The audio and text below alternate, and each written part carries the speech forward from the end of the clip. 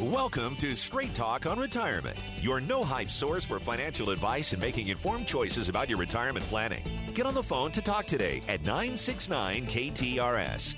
The opinions voiced in this show are for general information only and are not intended to provide specific advice or recommendations for any individual. To determine which investments may be appropriate for you, consult with your attorney, accountant, and financial advisor or tax advisor prior to investing. Securities offered through LPL Financial, member FINRA SIPC. Investment advice offered through Private Advisor Group, a registered investment advisor. Private Advisor Group and JBL Financial Services, Inc. are separate entities from LPL Financial.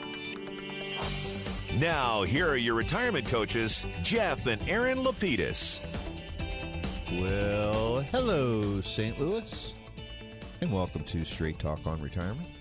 You're live and local, St. Louis's favorite financial call-in show. I'm Jeff Lapidus, president of JBL Financial Services. Our offices are located in beautiful, slightly overcast and spitting a little rain, downtown Olivet, Missouri. I'm a 40-year veteran of the financial services area, a fee-based financial planner and wealth manager.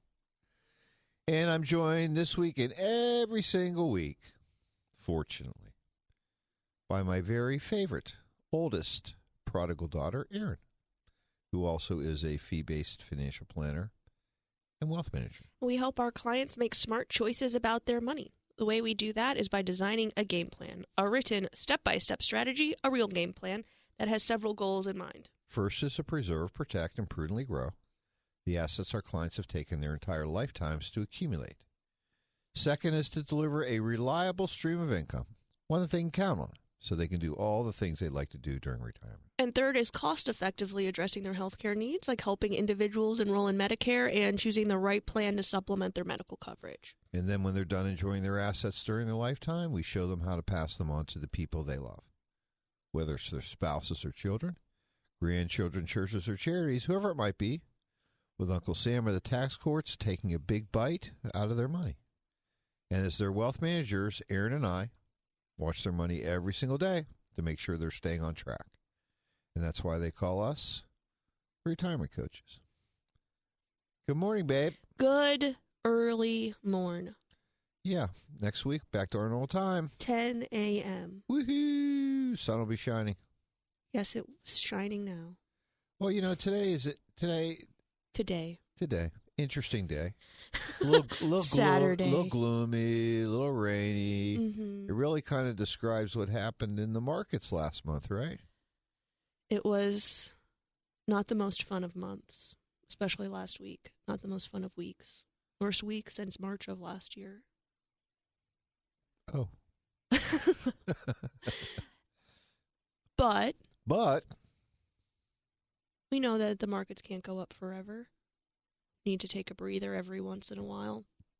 And I think kind of like we talked about last week where we were still seeing some jitters in the market. When we have a vacuum of good news, there's really no news out there. Anything can be construed as negative. So, you know, we need a good reason to see the market start to climb again. We saw Friday Merck made an announcement about another COVID therapeutic. A swallowable one. Right, an oral therapeutic, and that really gave some bounce to the market at the end of the week, which was nice. So we'll have to see what the rest of earnings look like. We've had some good economic data released over the last several weeks. Yeah, Feds aren't raising interest rates too soon, and right. We're just waiting to see what our thrifty. Right, how much more money will Congress dump into the market? Just depends. You know, right. These infrastructure bills. I mean, I know in my lifetime, I think I've lived through 6 or 7 of them. Yeah, none of them done any good. No, right. I mean, we all remember the Bridge to Nowhere and the shovel-ready projects that never had any shovels and such. But it is nice to see. But it is good for portfolios. What's the expression? Get me a shovel. I don't know what that is. I don't know how that applies. Well, it does. It does apply. I mean, but the important thing here is that we know that corrections are a normal course for the market. So, yes. If you've been prudently invested, you just bought stuff on sale last week. Wee-hee. Exactly. Right. So there are differences between economic or external events yes. creating negativity in the market versus what naturally has to happen. A little creative destruction. Yeah. I mean, and the truth is that rebalancing your portfolio once a year, once every 6 months, smooths things out too. That's right. So if you happen to be watching, we saw 2-3% potentially come off the market. Well, how are you invested? You probably didn't feel the full impact of that, number one. But number two, if you had already game planned, like what we do with our clients to make sure they have enough cash for the first 6 months of the year before we do our rebalance again. And yes, then the second 6 months, right? Exactly. Yeah, it hurts to take a look at the portfolio because it's not the same number it was the day before, but you know that you're living off the gains that you skimmed from the previous year, hopefully. Right. So you don't have to worry about making these decisions as to if you're going to continue on to take your cash flow. So stay the course. Right. Keep investing. That's right. Mm-hmm. Enough CNBC Light. What do you think? I think so, especially because we have a brand new newsletter because it is just merely October 2nd. And I do want to remind everybody, before we get into that, that all of our clients, they're just like you. They're our listeners. They're 55 and over. They'd like to retire, or they're already retired. And as Aaron mentioned, we create a game plan for them that has the goals of a fun. Actually, everybody has a goal of having fun, right? Of course. A fun and financially successful retirement. And so before we get into our scenarios of the day, discussion points we'd like to make, let's talk about a newsletter. That's right. There are a few ways that you can stay in contact with us. The first is by logging into our website, jblfinancial.com. If you click in the pop-up box that appears on the lower left-hand side of the screen, sign up, you can receive our monthly newsletter every single month by email, or you can scroll to the middle of the page and click sign up, give us your email address, phone number, and we will send it out to you every month. We also post it on the website. And our staff does keep the last 6 to 8 months of those archived for your viewing, printing, or downloading convenience. That's right. Give us a highlight of the four. Sure. So the first article of the month is Record Consumer Complaints in 2020. So the FTC received more than 5 million reports of illegal or unfair business activity in 2020. And this really kind of makes a lot of sense because, when we see an economic downturn, we see people that are in difficult positions, then that just gives nefarious people the opportunity to take advantage the through scammers always have no reason. And then in addition to that, what's also incorporated into that, which I thought was interesting, is the proliferation of the robo-advisors, or your ability to purchase shares or partial shares of securities electronically. I don't think I'm allowed to mention any names, so I won't, but we're familiar with them. They've also been in the news, especially last year when we saw quite a bit of trading activity in one day. Their servers weren't able to handle that. So we saw a lot of complaints coming from individuals that weren't either able to purchase shares when they wanted to or divest themselves of shares when they wanted to through those platforms. That's the bad part. Yeah, that's the unfortunate part. Selling is fun, but when you want to get rid of something. And you cannot, that was pretty frustrating. So I know that a lot of reports, a lot of complaints came from there. Article number 2. Women face challenges in a post-pandemic world. Did you write that? Of course you wrote that. Did I write this? It's true if I wrote it or not. Okay, what's Article 3? My goodness. Is a high-deductible health plan right for you? This is a good one. I wrote this one too. This one is just comparing, does it make sense for you to consider a high-deductible health plan? We often talk about how, most of these solutions are math-based. So we just want to take a look at what you're spending. Especially if you have an HSA opportunity. Absolutely. Then you really need to measure. You really need to do the algebra. In most cases, makes sense, right? Yep. And this is a great article for some of our retirees, potentially, or individuals that have started working from home in a post-pandemic world. Yes. usage-based auto insurance might provide savings. So if you happen to be a person that is driving considerably less than you used to for whatever reason, yes, you might take a look at being able to save a few dollars on your auto insurance because, if you aren't traveling to work every day anymore, maybe, you're retired, your spouse isn't, they do the majority of the driving, something along those lines, you might be able to see some savings. We're always looking for that stuff for clients. Sure. It's important. Right. Every dollar that they can save means every dollar less that we have to create for them.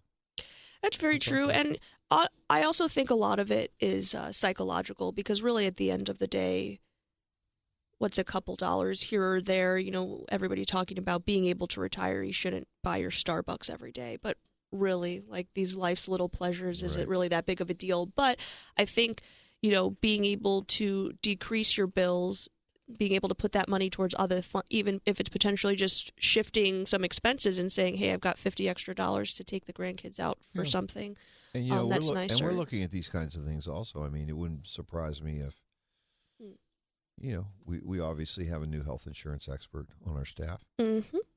Thought about possibility of adding a property and casualty insurance agent on our staff too.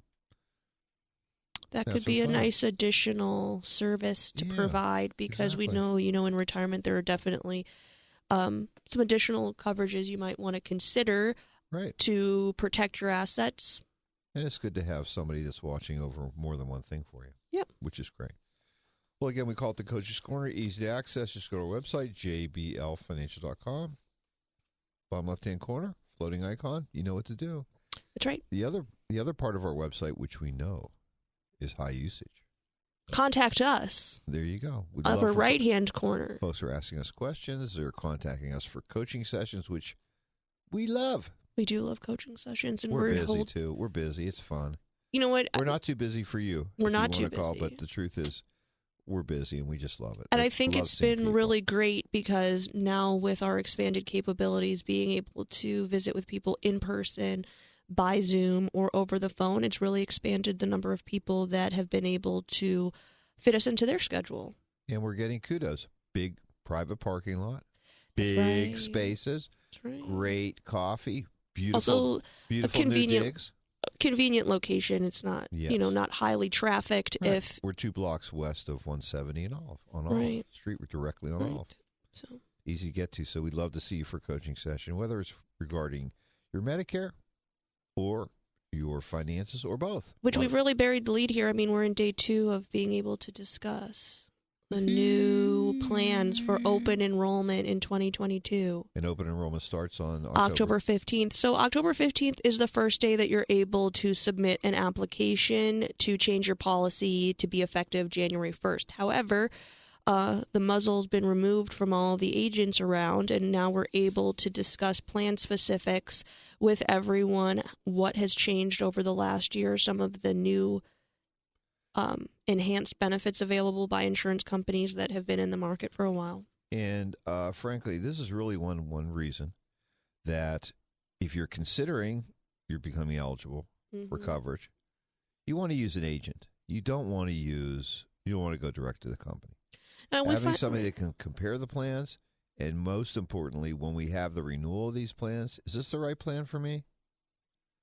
If you're sitting with a carrier, they're not going to call you and say, you ought to go somewhere else, or you certainly not, or you ought to, or maybe you're during your first 12 months and you really ought to go back.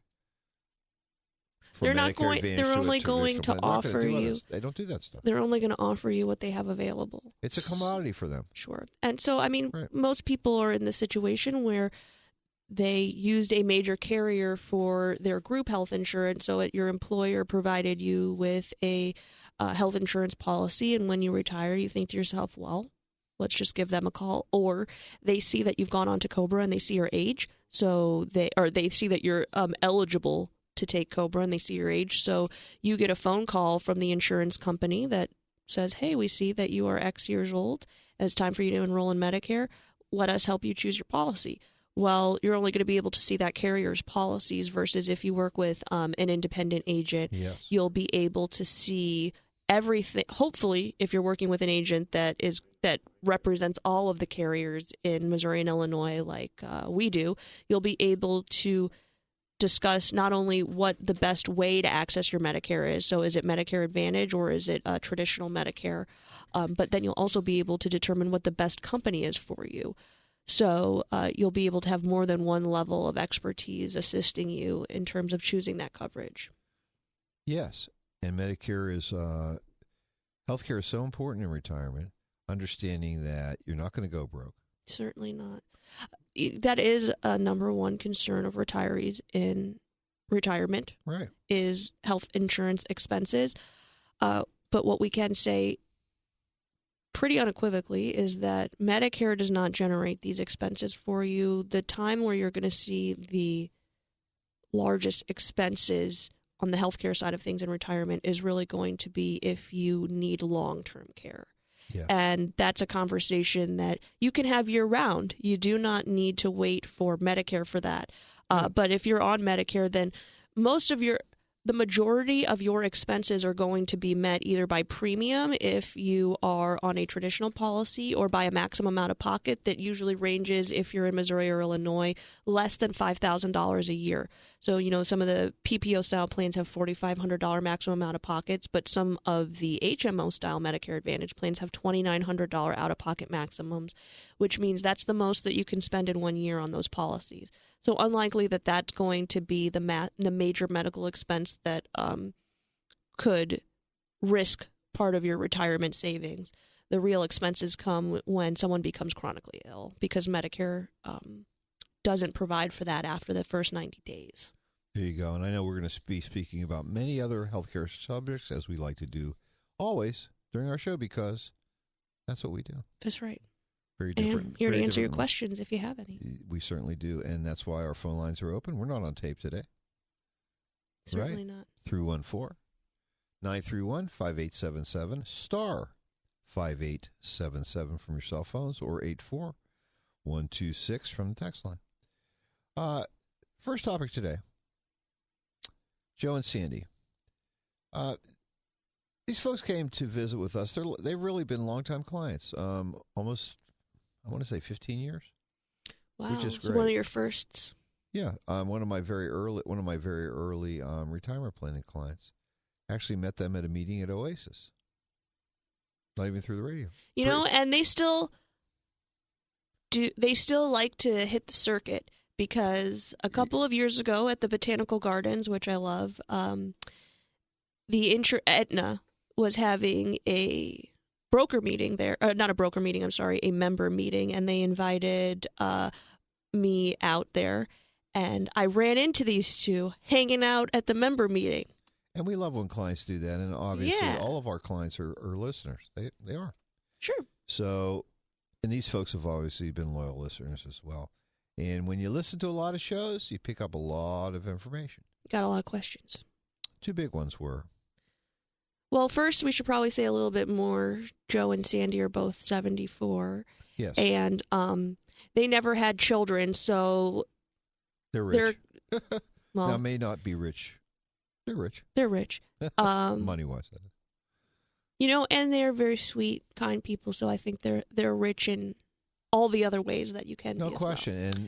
And they don't love any family members enough to leave them money, and what they're going to be doing is if they make a decision that they're leaving all of their assets to charity. Right. They don't love any other humans, but they really love animals. Yes, they do. So the charities will be... I was trying to get them to adopt me, but they're not having any. You're not going to adopt you? No. Well, But they did ask me the following questions. Maybe they'll name a stable after you or something. There you go. Do we need a living trust? That's a good question, and we get this one very frequently because many people believe that in order to have a comprehensive estate, you have to have a trust. And the truth of the matter is that you don't need a trust if you trust your beneficiaries. If you don't trust your beneficiaries with receiving money, the method of receiving money, the amount that they're receiving, then you want someone or a entity to hold assets, to dole it out to them. If that's the case, you need to trust. Now, in their particular case... I mean, this is an interesting wrinkle because I'm sure listeners right now are thinking to themselves, you have family members, you have children, you have grandchildren, maybe you have family members that you're leaving money to. Do you feel that they personally are responsible enough to receive assets? However, now we're considering potential charities. Do you feel lump sums are reasonable for those organizations? And they were happy with those, but, I suggested to them, I think there are 3 scenarios where people would want trusts. One is, and we're getting this a lot, son or potential future deadbeat daughter-in-laws inheriting their property if their child predeceases them. Right, and this is not a case for Joe and Sandy, but just a generalization, which is, your child gets married and unfortunately maybe passes away before their spouse, which I'm sure has become a member of the family but isn't blood relatives. That's right. Do you want them to control the asset that's eventually potentially going to your grandchildren or to their next husband or pool wife. Boy, whatever? That's exactly. Right. You don't know. I mean, and they call those legacy clauses. So those, if you want to have some dead hand control, right, you need trust. And we've had this conversation before, which is, on your retirement accounts and even your after-tax accounts, you can name the primary beneficiary and then also, or the primary transfer on death. So the first person to receive those assets, you pass away, you and your spouse pass away, those assets go to a person. You don't get to name the next person because whomever you left those assets to now controls them. They get to pick who they leave it to. That's right. However, you can elect contingent beneficiaries, which means if that primary person happens to pass away or maybe passes away with another beneficiary, it moves on to the next layer, but those people have to have passed first. Well, and I think the point here is that let's be real. Sure. If you don't want to go into that spouse, you want it to go directly to your grandkids, assume you have them. Right, you're going to need something that says that. Right. You need a vehicle to have control, and that's what a trust is. You may also have a special needs child or grandchild that were inheriting assets directly would hurt them financially because they may be eligible for aid from the state. Medicare, or even if they may not be eligible for aid from the state, maybe they are in a position where they are unable to manage finances on their own, so they're going to need a person to help them throughout their lives. Or a third party. But yes, definitely with the inheritance of financial aid with inheritance, you could be disrupting their financial aid, which makes you now the primary payer as opposed to someone that would be coming in to supplement, which you can achieve through certain trust documents. Well, and the other thing is that there are situations where children and or grandchildren you don't think would be responsible with money. And sometimes this is because of their maturity. Sometimes it's because maybe they've been involved in drugs or crime, etc. Or it could be just as simple as, and we've had this, which is you just don't love how they spend their money. Right. And that's okay. You still want them to have something from grandma and grandpa or even from mom and dad if it's that case. But you would like a little bit more control over how or when they receive the assets. If you want to retain control in directing those assets, a trust is needed. So that's good. A trust might also be important. I think we talked about on the show a while back that when individuals inherit retirement assets from someone other than a spouse, this isn't a taxation question, but it's a liability question, which is a creditor. It's a creditor proof, right? Because the IRS says that these assets are undistributed retirement assets of the person that you received them from.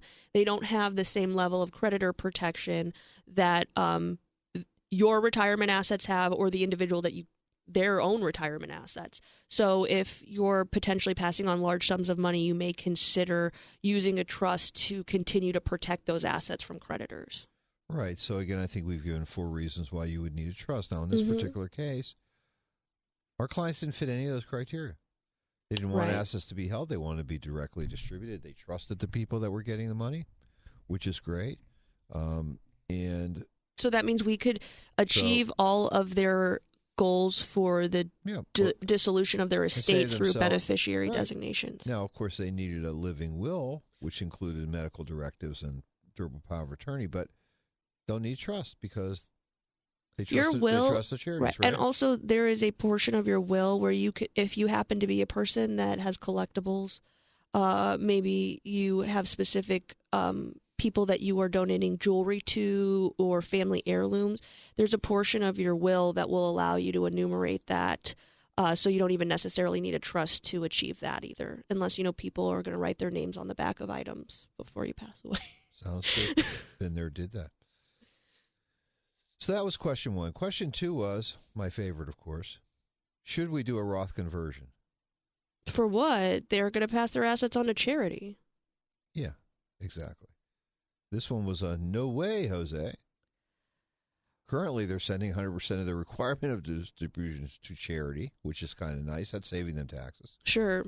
In their situation, they've never asked us for money in terms of taking income and using it to maintain their lifestyle. And they also have a substantial amount of non-retirement assets, which they could use if they wanted income purposes. So why pay income taxes to do a conversion when your beneficiary is tax exempt? Right. And so there are a couple of things here. First of all, you can donate up to $100,000 from an IRA every year. So that covers over the majority of their required minimum distributions. Secondly, at the end of the day, what? It doesn't count. What do you mean it doesn't count? They can send their... that one. It doesn't count. What doesn't count? You can move an asset over, but that doesn't cover the required minimum distribution requirements. Yes, it does. If it goes directly to the charity, as long as it'll automatically reduce your required minimum distribution by whatever dollar amount you make that charitable contribution. Okay. I don't think. We'll have to look that one up. I don't agree with you. It's okay. When you send... We're allowed to disagree. Sure, but when you send money directly from your IRA? Okay.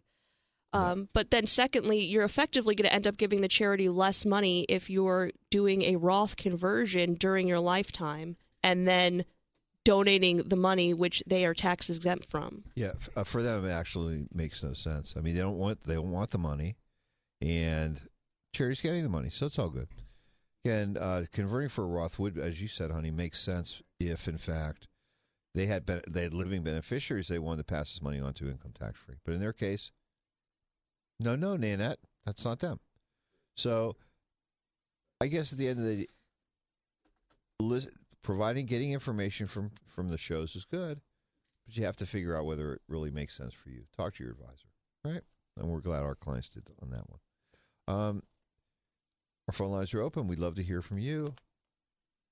931-5877, star 5877 for your cell phones, or 84126 from the Air and Control text line. I'm really talking to all those Team Jeffers. Haven't heard from them in a while. They're probably asleep. Right. That's what it is. Getting is. their beauty rest before our 10 o'clock normal time. Well, they won't and being be incredibly disappointed until next week. And we'll be back they'll at that just time. save it up, and then you won't even be here. It's a lot of fun. Baby, do we want to go to a healthcare segment at this point? Should we go and talk about Sam and Judy? Whatever you prefer. Let's do Sam and Judy, then we'll spend a lot of time on healthcare, and hopefully we get a lot of calls as well. Okay. This was kind of a fun situation. Sam and Judy had come to visit with me. You happened to be. It was funny. You were on one of your cruises that didn't dock, type of deal. So you had one of those. Oh, cute. And where you're stuck out in the Caribbean all week because of one of the hurricanes. But they came to see me about 3 years ago.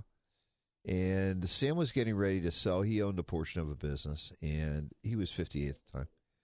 So he said, I'll be back after I sell my company. I want to talk to you about something. I'm interviewing other advisors. And so it was kind of nice. Phone call.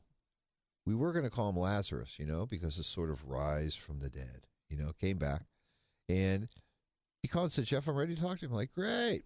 Mm-hmm. This time I get to meet Judy, which is really fun. So he sold his business for about $1 million.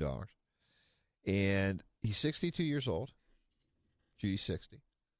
And because of our previous conversation, he really kind of knows and wants to continue to work until 63 and a half. That way, if he goes on COBRA, he could bridge his way onto Medicare easily. And we know Judy's going to have a little bit of a hole there, which could currently be covered by the Unaffordable Care Act. or Obamacare, as people call it, right? Yes. So let's talk about their goals. So they need about $6,000 a month to make their life work. We know that we're going to need to gross that up by 20% for taxes because they're going to be outside of that $89,000 for 10%. So that means they're going to need about $7,200 a month. Yeah, and the way we figured this out was kind of easy because I said to him, Sam, let me ask you a question. How much are you making today? And he said, I'm making about $100,000. I said, great. How much are you bringing home? He goes, about $6,000 a month. I said, great. How much of that at the end of the month are you saving and putting into investments? He goes, nothing. I said, well, do you need any other money to make your lifestyle work? He goes, no. We get away with $6,000 we're getting. It's like, okay. Well, that's what your goal was. $6,000. Put you in the same place you were. He didn't have to do big spreadsheets or go through put down all of his expenses. It's called simple. If you're spending it all, you're spending it all, right? Mm-hmm. Which is good. And you're right. And so what we figured is that at his normal retirement age, which was 67 as well as Judy's, he would be eligible for Social Security about $3,000 a month. Her eligibility at the time showed that her Social Security statement says $900. And we said, no, Nanette, right? Right. So as long as Sam begins to take his Social Security benefit, Judy would be eligible to take 50% of Sam's, which is considered the spousal benefit. However, we have to we're going to have to do some timing because we need to make sure that Judy is full retirement age before she elects in order to get that full 50%. Yeah, and I think, folks, one of the wrinkles that most folks don't realize is that when you're basically trying to get a benefit from someone else's account, whether you're divorced, married, whatever it would be, the surviving spouse, even, it doesn't matter. Your age and your relationship to normal retirement age will really determine your benefit. That's whether right. you get a full benefit or whether it's discounted by 8% per year. Right. There are three. You're taking it early. Right. There are three different benefits. There's your own benefit. You determine your own benefit based on your working experience, your working history rather, and your age. So anywhere from 62 to 70, depending upon when you elect, is going to be how your benefit is determined. The spousal benefit, that means you're married or you were married for at least 10 years. Your spouse has to be taking their benefit in order for you to elect this benefit now. They've eliminated any other option. However, just because your spouse is taking, when you elect, if you are under your full retirement age, they're going to discount your 50% benefit by an additional 8% for every year that you are not normal retirement age. Then there's the survivor benefit, which means you were married to someone for at least one day that has passed away. You're eligible for 100% of their normal retirement age benefit. You're eligible to begin taking a benefit at 60. However, your benefit, again, is discounted based on your age. So it's important to keep that in mind. Yes, it certainly is. So we had some decision points there. And we know that Sam, actually, he's in the trades for many years, has about a $1,500 a month pension. So we know they need $7,200 a month after increasing to $6,000. His income sources, assuming all the faucets are turned on, we give them about $6,000 a month. Right. So he's short. Well, that's because, right. Well, that comes from his pension. His Social Security is about $30,000 a month. And if we waited to take Judy's spousal benefit until she was normal retirement age, it would be $1,500 a month. Right. So they're short about $1,200 a month. Right. $14,400 a year. And the amount of capital that they would need at that time, using our prudent 4% rule, is about $360,000. Right. But Sam said, hey, Jeff, I'm thinking getting out at 63 and a half. So that means I really need money for about 4 years. 36 years. 36 years? 36, at least 36 months, because I might be taking my pension, but I won't be taking Social Security. Obviously, Judy won't either if I'm not taking mine. Right. Judy's not going to take hers because under the new rules, she can't get the spousal benefit until he decides to start claiming. $4,500 times 36 months is $162,000. So for them to have enough capital, do I have enough to retire? They really would need, if they put off Social Security until normal retirement age, $360,000 plus $162,000. Plus $162,000, or approximately $522,000. And the great thing about this example is this is the extreme. This is if both Sam and Judy wait until full retirement age in order to elect their benefit. They may decide down the line that one or both of them is going to elect sooner, and all that's going to do is change how much we need to send them every month. Right. And what we have neglected on purpose to tell you is that after paying taxes, Sam received about $850,000 from his sale of his business. Plus, they had an additional $350,000 of retirement assets, or a total of $1.2 million.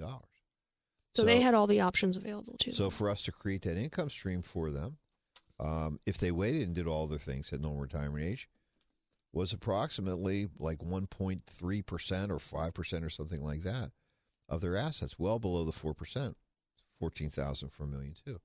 Also, we had an opportunity to really create this and make this very tax efficient. So while we're on the way, we have a lot of decisions to think about. Like you said, honey, do they take Social Security, or if it makes them feel better? Yeah. If they have longevity issues or they're ill? Yes. But should they wait after normal retirement age? I don't think so. Do you? Certainly not. There's no reason to. Also, your benefit for the surviving spouse isn't going to increase either. So we have a few text questions. Fabo, let's go. Good morning. Good morning. Do you have any information on Aaron's new show about Medicare? That's the question. Do you have any information on my show about Medicare? The big show. Right. Like the biggest show on radio? It's kind of like the biggest show on the United States on radio? Like this is the undercard and like the main event. Yeah, the main event. I think Aaron's show. Mm-hmm. It's going to start after Mizzou football season is over. But if you want to know, next week, 10 a.m. At 10 a.m. is really going to be the true premiere of the 100% Aaron show. We're going to do a Medicare show next week in honor of basically the very beginning of open enrollment. And because someone feels like they need to take some sort of vacation the middle of October. Who vacations in October? Yes, I mean, strange. When you're burning a candle from both ends, you need sometimes burning the candle at both ends. It's like I can't get on a cruise ship that docks outside of Haiti for a month, for a week. Who wants on a plague ship? No thanks. Exactly. So 10 a.m. next week is the short answer to that question, and then after Mizzou football, it'll be sometime on the afternoon. And we hope that you'll tune into the show, because I would love to hear and get some feedback, because we're really thinking that after Mizzou football, this could be a permanent thing. Right. And we're still calling it Medicare and Me until we get a better name, or I figure out one. So please, if you have any suggestions, the text line is always open. Next question. Yes. There are 3. So this is the second question. Awesome. I will turn 64 next month and plan to retire at 65. How early do you recommend that I contact you to look at insurance options? Well, this is the perfect timing. If you're retiring, you're turning 64. Oh, wait, you're turning 64 next month and you're retiring next year. So my recommendation would be to wait until about this time next year. So maybe give it a month or 2 before you turn 65. And give our office a call. The reason that we have you hold off is because we're going to do our best to explain whatever option you select, how it works, how much it costs when you go to the doctor, what you need to do, what cards you show, where you can get your prescriptions filled. If we do that too far in advance, then because this isn't the most important thing in your life, you forget. And we would prefer that you feel comfortable the very first day you're on your coverage versus feeling like you've stepped into the unknown. So if we do that within a couple of months of your needed effective date, so that means 60 days. Right, within 60 days of the day that you need coverage, we should very easily be able to have everything set up for you and still give you plenty of time to make a decision most of the time we find that clients are able to make their decision in the office, but if you need a little extra time to think about it, you'll have plenty of time to do that. Well, also, especially at the end of the year, we know that the new plans for the next year don't get announced, or we're not allowed to talk until October 1st. Right. So the timing's perfect. November 1, you're a little nervous. October 1st would be ideal, because what we're going to do there is, instead of you having to come in for 2 appointments within 60 days of one another in order to choose the Medicare policy that's going to be for you for November and December, and then a new one that starts in January, we're going to try and find the one that starts in January that you like the best, back it up and say, hey, is this policy acceptable for the current plan year? You'll be on it for a couple months, and then it'll automatically renew to these even better potentially benefits. 314-863-0008, or send Aaron an email, aaron@jblfinancial.com, or go to our website, click Contact Us section, give us some information, we'll call you. We have a great question about our last topic, which was, what about having a trust to avoid probate? So you do not need a trust in order to avoid probate. If you have properly designated beneficiaries and transfer on death recipients on your accounts, so that means on all of your retirement accounts, even your 401k, if you're still working, you have a beneficiary. On IRA assets that you might have outside of your retirement accounts, or Roth assets, you have beneficiaries designated. And then on your bank accounts or after-tax accounts, if you have a TOD or a POD on those, on your property, if you have beneficiary deeds on your house, a TOD on your car, then all of those assets are going to avoid probate. In fact, if you are a person that created a trust 20, 30 years ago when you were married, when you had children, because oftentimes that's when people do change, update, or add legal documents, is when they have major life events. If your trust documents no longer match the beneficiary designations because things have changed, your children have grown, maybe you don't even have that same spouse anymore, or they've passed away, your beneficiary designations are going to hold higher standard legally than your trust document. So that means if you have beneficiaries designated on your accounts that is not the trust, those beneficiaries are going to receive the assets in lieu of whatever the trust says. Yeah. So that's a really good question. And again, there may be legal reasons, possibly because, as we talked about, special needs children, the desire to protect assets potentially from creditors with IRA trusts may be necessary. But the truth is, for most people, if you trust, you don't need a trust. Right. Good. So that was three excellent questions. Text lines open. 84126, or you can give us a call, 931-5877, star 5877 from your cell phones, or again, 84126 from the increasingly popular text line. We haven't been getting too many calls, live calls recently. Mostly people text. Are texting. It's early. It's quiet. Maybe it's time of reflection. You think so? I don't know. Why not? Okay. Well, I'm not reflecting, so let's not deflect either. Okay. Good. So let's go to our healthcare section. Smart Choice about our healthcare. That's sponsored every single week by our very good friends. Aetna and Anthem of Missouri. Yes, two of the largest, most quality carriers out there. We want to thank you so much for continuing sponsoring of our show. Right. So we had one of the earliest birds yesterday. We had our very first open enrollment coaching session of the year. That's a double. It was a good one. It was a good one, too. So Kevin called a few weeks ago and wanted to schedule an appointment for the very first day of open enrollment. And we said, we can do one better for you. Instead of October 15th, how about the very first day that we can even talk about the policies? We'll make it October 1st. So he wanted to chat about prescription drug plans and also Medicare Advantage plans. Kevin's been retired for 5 years and on Medicare just as long. He's 70 years old, so he retired at 65. He originally joined Medicare through an agent that was also his friend, which happens a lot. Yeah. His friend has since retired now. So. Not unreasonable. Not at all. He heard us on the air and was curious about the Medicare Advantage plans because his friend had never mentioned them to him. And that happens quite frequently. If you are working with an agent that does not sell Medicare Advantage plans, they're obviously not going to be offering them as an option to you. Well, there's a lot of extra stuff you have to do to actually become licensed through HHS to do Right. that, right? So for supplemental policies, all you need is your life and health license in order to be, and to contract with the various carriers that you plan to work with.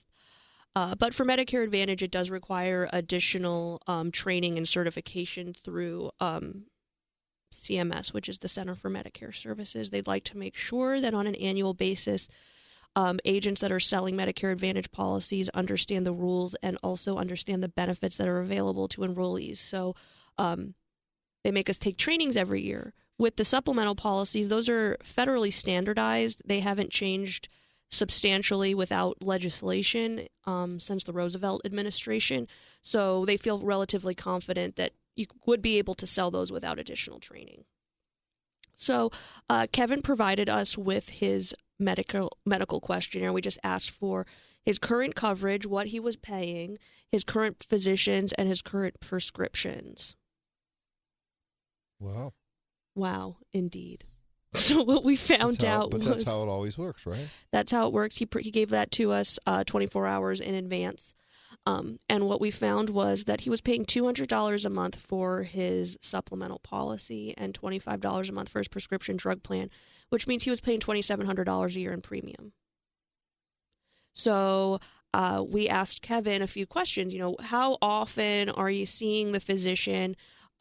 You have a couple listed here. He said, I see my primary 2 times a year, and I see that cardiologist maybe once a year because I'm on a couple of heart medications, which we did happen to see.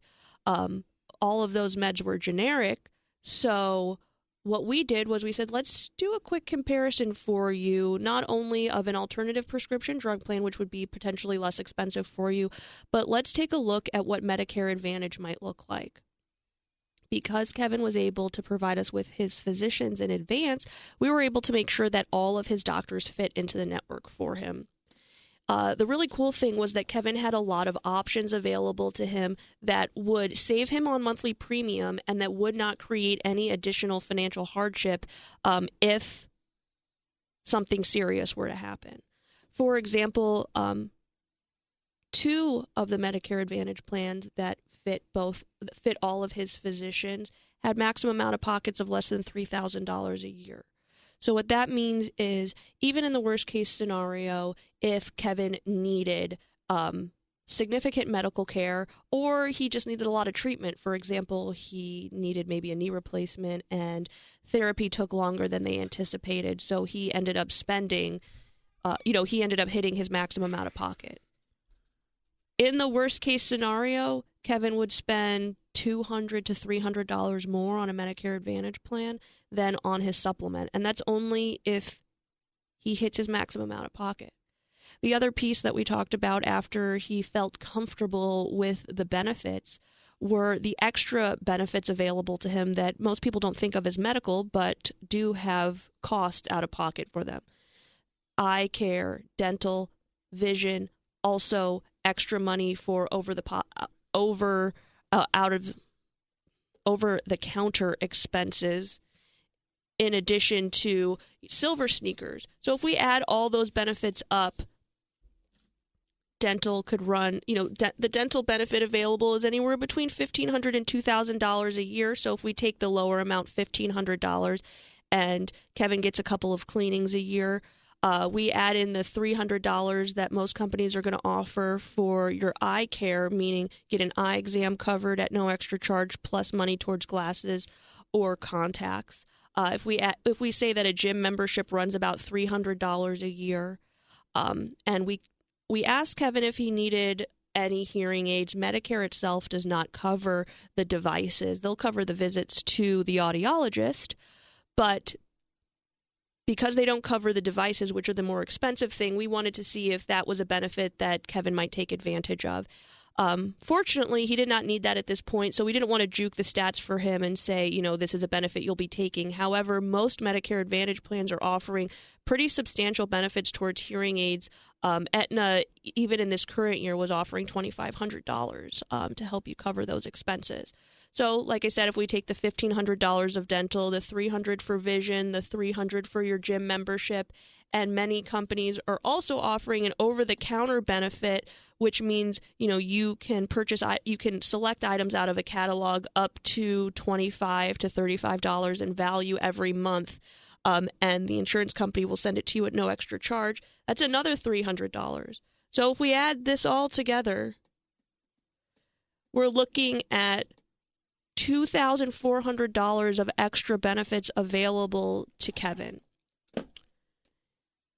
In an average year, if Kevin doesn't spend $2,400 in co-pays and co-insurance and expenses on the medical side, then he's truly taken money from the insurance company because they've paid for benefits when he has zero premium associated with his policy.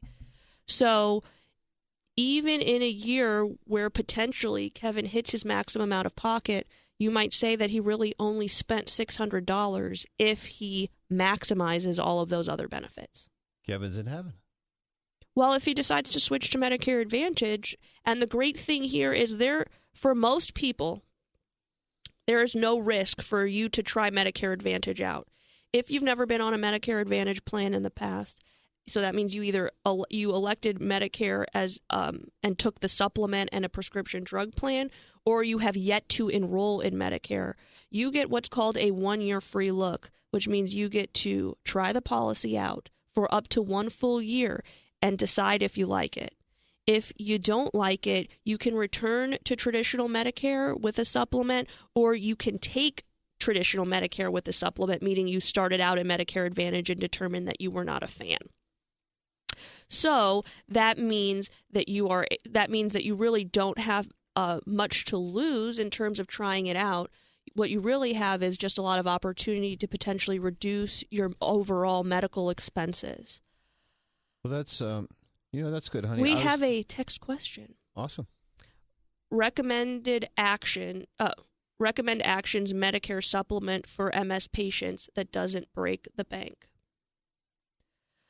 So this is a little bit of a difficult one, which is I'm not really sure what current position this individual is in.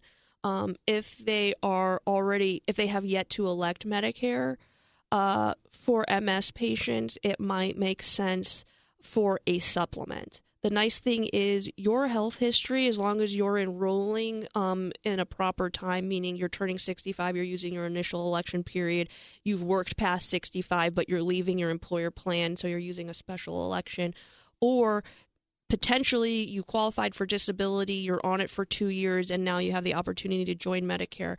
Your medical history is never taken into account when you enroll. So that means you are going to receive the same supplement price that anyone your age is going to receive. Those supplements, so for the example, we used Kevin in our earlier example, his premium was about $200 a month. That's $2,400 a year. If you're someone that is using a significant amount of medical care, $2,400 really isn't so bad. It's actually pretty great. It also is going to give you access to no referrals, any physician that you want to see. So if you're a person that has a lot of specialists that they need to see, then potentially using a supplement might be a better option for you. But the nice thing is these plans, as long as you pay your premium, never can kick you out. There are no lifetime maximums. So regardless of how much care you might need in a given year, you'll be taken care of as long as you pay your premium. So my recommendation would be to shop around the different Medicare Advantage plans, the supplement policies. All of the benefits are the same, but some companies add some extra benefits. For example, the Aetna supplements all offer silver sneakers. The Anthem supplements all offer silver sneakers included. So it's kind of like you got a $300 benefit out of that. If you consider that, a gym membership might be $300 a year or so. But aside from that, that would be my main recommendation.